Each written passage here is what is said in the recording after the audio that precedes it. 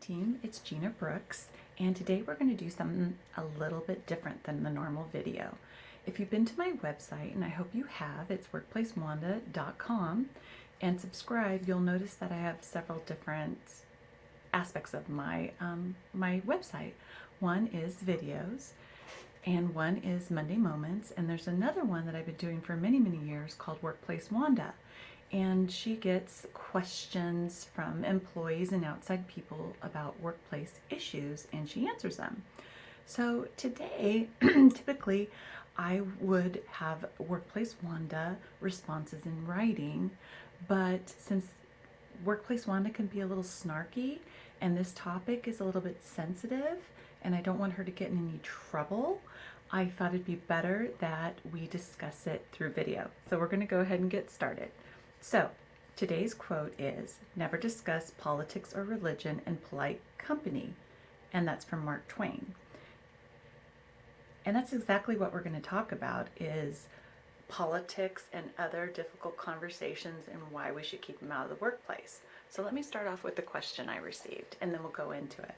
It says, "Dear Workplace Wanda, there's been a lot of discussion, in parentheses, if you want to call it that, and differing opinions in the office in regard to the coronavirus pandemic and recent protests and riots. With the November elections coming up, I anticipate more of the same at home and work. How do I handle this? Signed, keep your opinions to yourself." Well, dear, keep your opinion to yourself. I feel your pain. Nothing, and I mean nothing, can turn a nice family barbecue into World War III than discussions about politics, religions, or other controversial events that are happening, right? So it usually starts off real innocent, right? You're having a barbecue and everyone's getting along. You're catching up on each other's weekends at work or at a family barbecue. You're discussing little Billy's milestone that he reached. He's walking now. When all of a sudden drunk uncle says one of two things: "Have you heard?" or "Can you believe?" As soon as I hear either of those statements come out of someone's mouth, I automatically, everything goes in slow motion, and I can catch myself imagining myself jumping through the air going, "No, don't say it, don't say it." But it's always too late.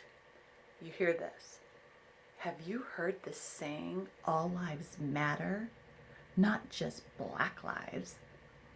Or, "Can you believe what Trump just tweeted?" Rarely does this go well. Rarely does this go well. The conversation usually gets quickly heated. Voices begin to rise. And this is within a group of people that actually agree with each other's beliefs. It gets heated and passionate, right? Can you imagine being the one person that's not on the same page as maybe the majority? Can you imagine the fireworks that would go off if you disagreed with a group of people that share the same opinion? Okay, and I kind of had this experience this last Sunday. I was making a nice, lovely Sunday breakfast for my children. And as I was making pancakes, I was making small talk with the kids, okay? And I made a huge, ginormous mistake while I was flipping those pancakes. I said, "Have you heard that a bunch of protesters chained arms around the local high school," and that was, both kids go to this local high school, "to prevent the officials from taking down Black Lives Matter posters off the fence," because they, protesters were putting messages on the fence. And I was just, because it was at the kids' school, I said, made the big mistake and said, "Have you heard?" Okay. As soon as I opened my mouth, I tried to shove it right back in, but it was too late, because my 20-year-old cub responds, "Yeah, because the officials are a bunch of racists." Then my 17-year-old chimes in, "No, they aren't. There have been altercations at the site, and they only want to move it to a different site for safety reasons. Well, at that point, I try to moonwalk myself right out of this by trying to change the subject when my daughter turns around and says, "Why is everyone a racist here?" And it just, my whole dream family breakfast that I imagined in my brain ended very quickly just from those few little words, "Have you heard?" So please never start with that fun starter of a conversation. Okay, so this is just one of many examples.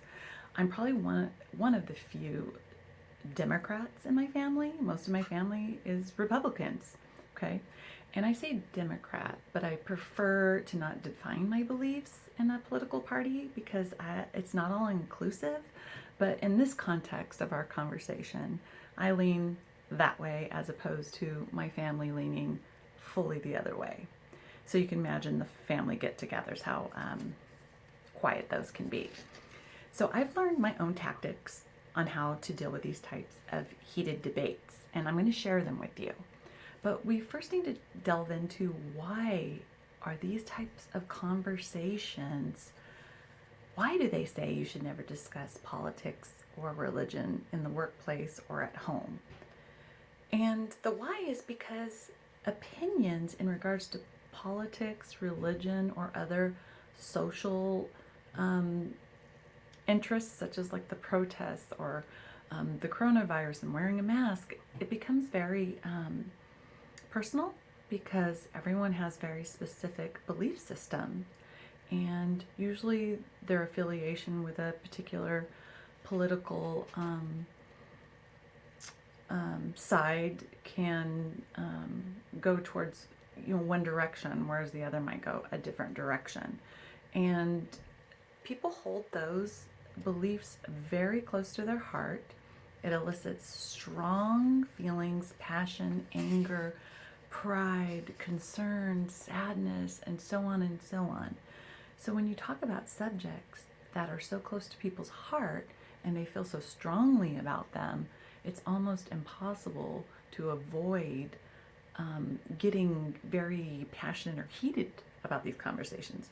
So that's why we do not typically want this kind of conversation in the workplace, because it usually doesn't go well, right? Like the heated debates exchange, and then, sometimes it could be banter, but it always ends up being a debate, and then eventually people get angry, feelings are hurt. It's amazing how it can go from one comment to all hell's breaking loose. It's crazy. And so, the only reason I even go on Facebook anymore is to see how many people are fighting over their political beliefs and how many people are blocking people because they disagree with their opinions. It's unbelievable how these very important topics, obviously, but very personal opinions and topics can break up friendships and break up families and break up working relationships. And that's why we're talking about this today, and why it's important to be conscientious of what you talk to with people. And we'll go over some examples of why and how. But a good example of this is the people not wearing masks, right? This has become a really heated situation where people are filming people. You see it on Facebook, you see it on TikTok. Someone walks into a store and they get confronted about not wearing a mask, and someone's always handy with that little camera, and they videotape this individual going on and on. It's my constitutional right, I have health issues, and a whole fight starts, right? You can go either way with this. You could say, wow, that filmmaker really cares about sharing their opinion and really wants to raise awareness. Or you could say, this person is publicly shaming someone that disagrees with their beliefs and posting it on all kinds of media. And in fact, this has caused some wing-dinger fights, and I think that just yesterday it cost a man his job because of his response to being told he had to wear a mask. So our beliefs can, even out of the workplace, can cause us issues in the workplace, right? So why should we avoid talking about politics, religion, and other controversial social topics in the workplace? Well, there's several reasons why you shouldn't. For one, it can be a time waster, right? So people get in these conversations and it's really hard to shut them down. So if you're bringing this up at work, how productive are you being if you're getting into this heated conversation and people are constantly talking about it and the conversations are lingering, okay? And then it obviously can affect relationships. And this is in the workplace and outside the workplace. And that's why most employers have some kind of policy stating, to not talk about your political beliefs in the workplace. It's not because they're trying to squash your freedom of speech. It's because most of these conversations, if you have differing opinions, can really affect the morale of the team and break up working relationships. Once you break up working relationships, it affects productivity and everything goes downhill from there.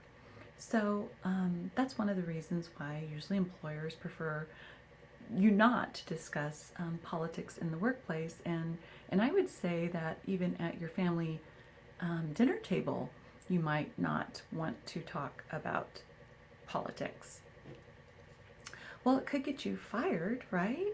I mean, we saw it with that gentleman. He was off site, but it wasn't the fact that he was sharing his social belief of his right to not wear a mask. It's how he reacted to it. And that reaction, the employer did not want to stamp their name on. I think he was an insurance salesman. And obviously, that's not the type of credibility that they want to share, reputation they want to share with their customers. So it can get you in some trouble.